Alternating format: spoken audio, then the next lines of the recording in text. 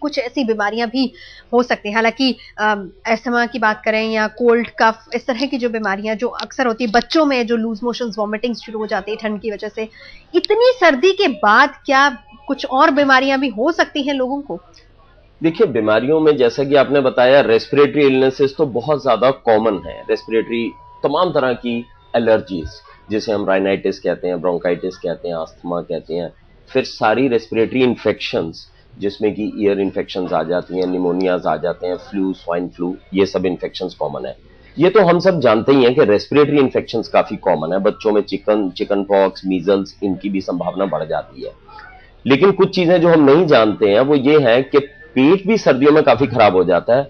रोटावायरल डायरियाज जो हैं वो हो सकते हैं, जो वायरल डायरियाज होते हैं वो भी काफी कॉमन है सर्दियों में। आमतौर पे माना जाता है कि सर्दियों के अंदर पेट नहीं खराब होता, पेट की बीमारियां काफी आ सकती हैं। स्किन बहुत सेंसिटिव होती है सर्दियों में, एकदम ड्राई हो जाती है। और ये देखा गया है, ये स्टेटिस्टिकल फैक्ट है कि जितने भी एक्जिमास हैं, सोरियासिस हैं, स्किन की बीमारियां हैं, वो सर्दियों में ज्यादा बढ़ जाती हैं।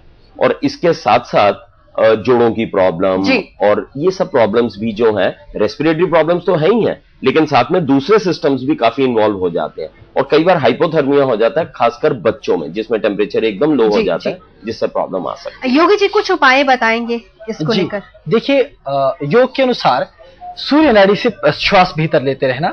जब आपको ठंड लगे तो बाईं नासिका बंद करके दाईं नासिका से श्वास लेके उसे रोके रखना चाहिए। और बच्चों को भी ये प्रक्रिया सिखानी चाहिए। और लेकिन सर्दी में तो अक्सर नाक बिल्कुल बंद ही हो जाती है। तो उस स्थिति में भी उसके भी उपाय हैं। जैसे अगर आप आज्ञा चक्र में पीनियन ग्लैंड जिसे हम कहते हैं, ऊपर की तरफ ध्यान रखते हुए उसके बाद श्वास को रोक कर रखें, तो उससे आपके रक्त का प्रवाह धीरे धीरे बढ़ता है। और आपका मस्तिष्क, क्योंकि मस्तिष्क में ऐसे समस्त तत्व विद्यमान हैं जो आपके शरीर को प्रोटेक्ट करते हैं, तो वो इस प्रकार के स्राव मस्तिष्क करता है, जिससे इस प्रकार के रसायन शरीर में आते हैं जो ऊर्जा उत्पन्न करते हैं। पेट से संबंधित जिस तरह की प्रॉब्लम्स डॉक्टर साहब ने भी बताई कि हो सकती हैं, हाँ, तो कुछ उसका भी उपाय बताएंगे? देखिए, मंडूकासन इत्यादि, मंडूकासन है, आप उसके बरा आसन या कूर्मासन आप कर सकते हैं, कपालभाति प्राणायाम कर सकते हैं। और प्राकृतिक चिकित्सा में आप गर्म पानी, हल्के गर्म पानी का सेक अपने पेट पर एक उचित कपड़े में, टॉवल में लपेट कर दे सकते हैं। उससे इस तरह की बीमारियां दूर होती हैं। और बच्चों के लिए सबसे श्रेष्ठ उपाय तो यही रहता है कि उनकी मालिश सरसों के तेल से अवश्य करें। ये बहुत ही अचूक उपाय माना है।